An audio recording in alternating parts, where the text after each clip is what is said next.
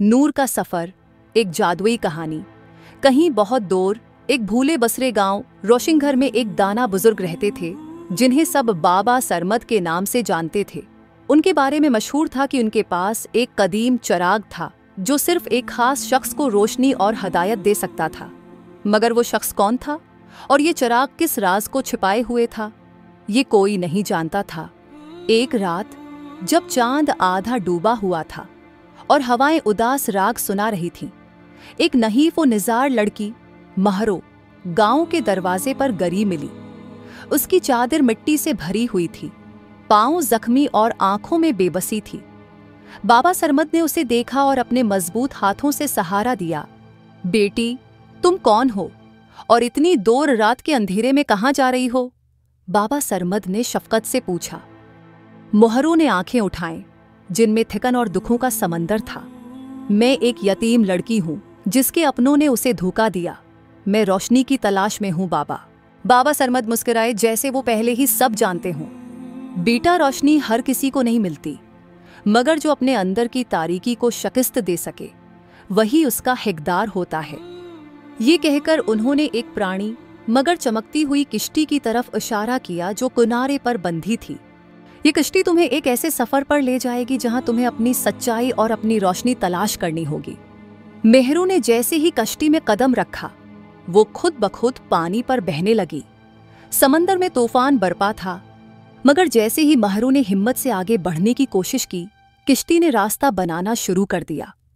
कई घंटों के सफर के बाद वो एक प्रासरार जजीरे पर पहुंची, जहां हर तरफ धुंध थी। उसी वक्त एक छोटे कद का बूढ़ा मगर शरारती बोना गुलाम जादू नमोदार हुआ।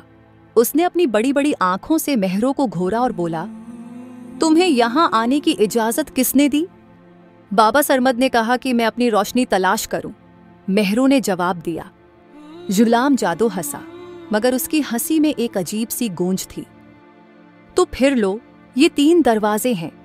एक तुम्हें बर्बाद कर देगा, दूसरा वही अंधेरा वापस देगा जिससे तुम भाग रही हो, और तीसरा तुम्हें तुम्हारी असल मंजिल तक पहुंचाएगा। मगर याद रखो, फैसला तुम्हारा होगा। मेहरू के सामने 3 दरवाजे खुले थे। सोने से चमकता दरवाजा, पुराने टूटे हुए दरवाजा, सादा मगर चमकता नीला दरवाजा।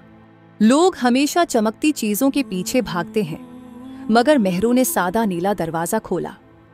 जो ही दरवाजा खुला, एक रोशनी फूटी और वो खुद को एक पुरानी मगर जानी पहचानी जगह पर पाया, वही जगह जहां उसका बचपन गुजरा था। वो भागी भागी एक छोटे से चिराग के पास पहुंची जो जमीन में धंसा हुआ था।